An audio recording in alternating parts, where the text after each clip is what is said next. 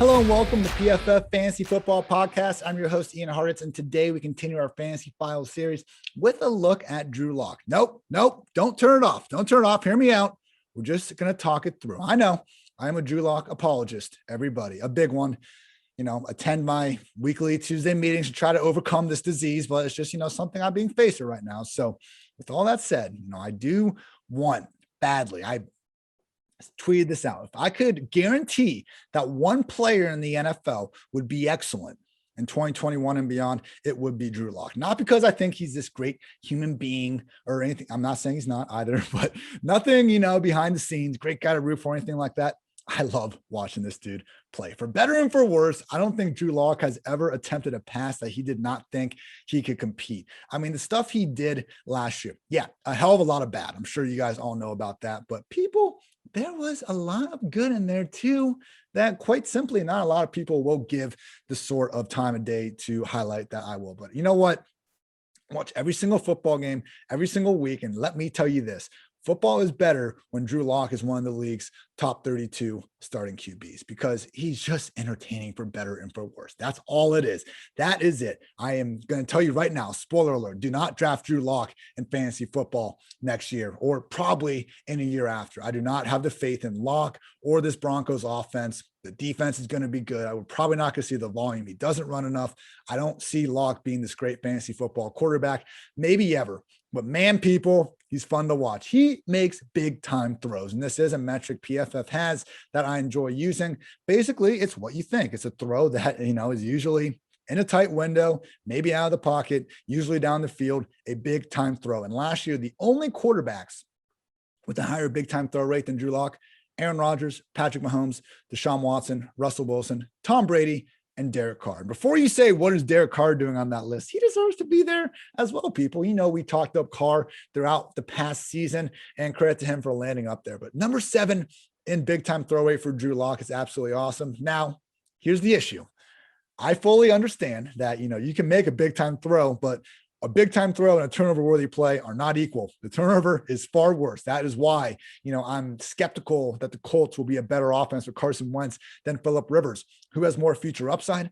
Obviously Wentz. Who has more arm talent? Obviously Wentz. But we're not going to see the types of plays from a non-Phillip Rivers, a non-Brady, a non-Roethlisberger type quarterback, like when Jonathan Taylor gets a swing pass and nobody's guarding him, because Rivers knew that already. And he goes, I am, partial to quarterbacks like Lock, like Wentz sometimes, where they make great things happen. They can make these playground plays when the play breaks down. But you know what? When you're doing that, that's not good. Offensive coordinators don't like that. They want the play to come out as they envision it in their mind. And okay, you have your occasional Patrick Mahomes out there who's able to pretty much do whatever he wants on a play-by-play basis.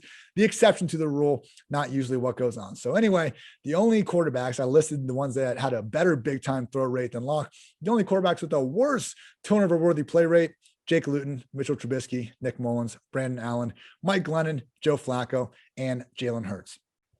Drew Lock roller coaster, Drew Lock experience, whatever you want to call it. He made a lot of great throws last season, also a lot of mistakes.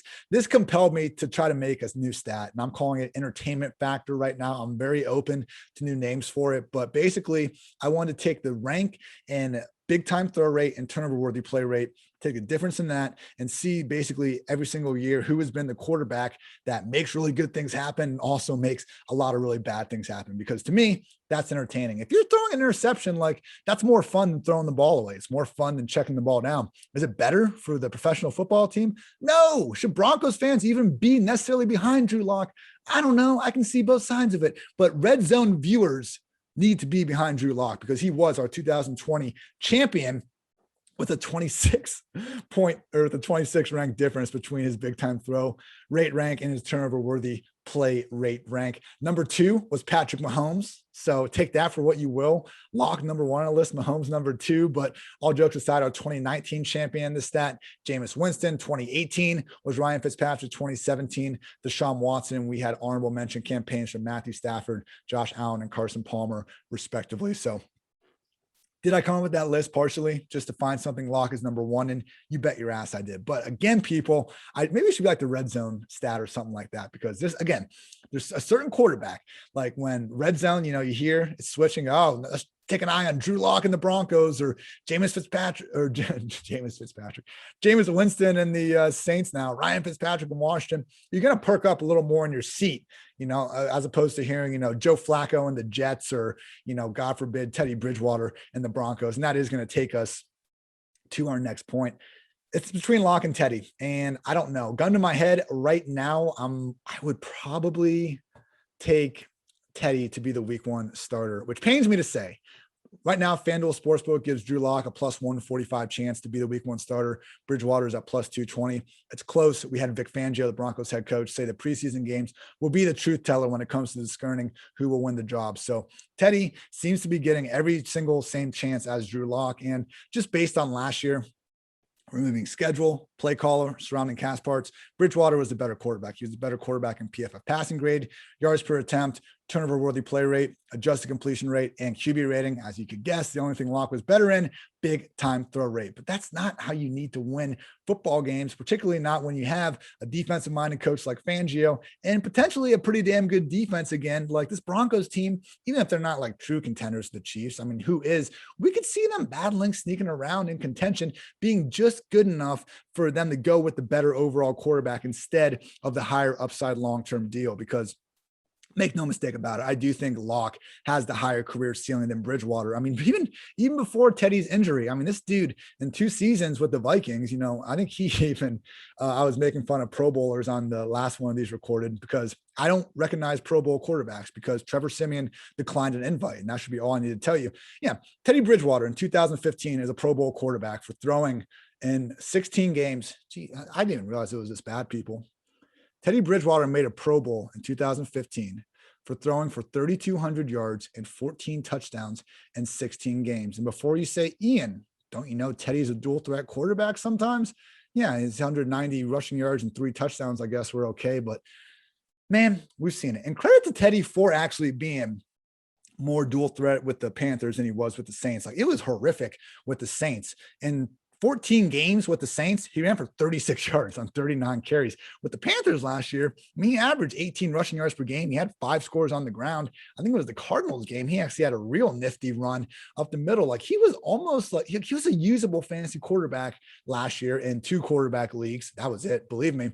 But just down at the end, because of that hidden rushing upside, the problem was, how do you have DJ Moore, Curtis Samuel, Robbie Anderson? They've only missed a combined 2 games, and you throw 15 touchdowns. Like, I know those earlier Vikings teams weren't quite as talented as the Panthers, but man, we have seen Teddy in some winnable positions largely not do much. So the Saints year was good, but I just think we know who Teddy is. Teddy at his best is an average quarterback. And if you have a great roster, hell, he can probably take them to a winning record. And that's a lot more than a lot of quarterbacks can say. I just think Law could have that higher upside because we've seen him make these sort of big time throws that other players just can't make. And I'm not ready to write him off just yet, because I don't think we've seen Lock get a full, chance with this team. I mean, don't forget, people, Drew Lock as a rookie only got a chance to start 5 games.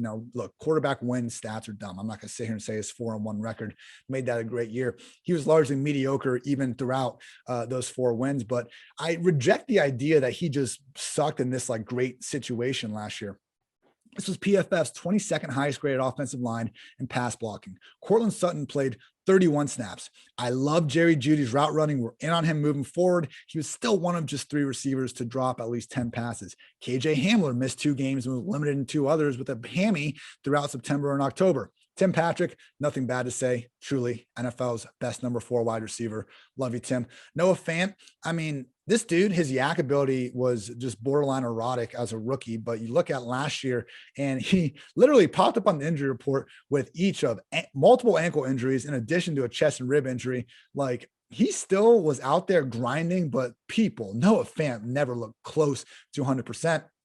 And then we had everybody's favorite guy, Albert O, comes in, actually provides a spark, catching 11 of 15 targets for 121 yards and a score. Drew Lock's ex-college teammate tears his ACL and misses the final 8 games of the year. So, yeah, on paper, I think the Broncos are a slightly better overall cast of receivers and tight ends than what the Panthers are offering at this point. But that just wasn't the case in 2020. So while Bridgewater was better last year, I think he was better in a much better situation. The main thing, though, here, I think, is the pressure, because if you looked at Locke last year, and one of the more sustainable metrics we have is a quarterback's performance from a clean pocket. And Locke was good when he had a chance to set his feet and throw. 7.9 yards per attempt from a clean pocket. I mean, that was higher than Matthew Stafford, Matt Ryan, Russell Wilson, Joe Burrow.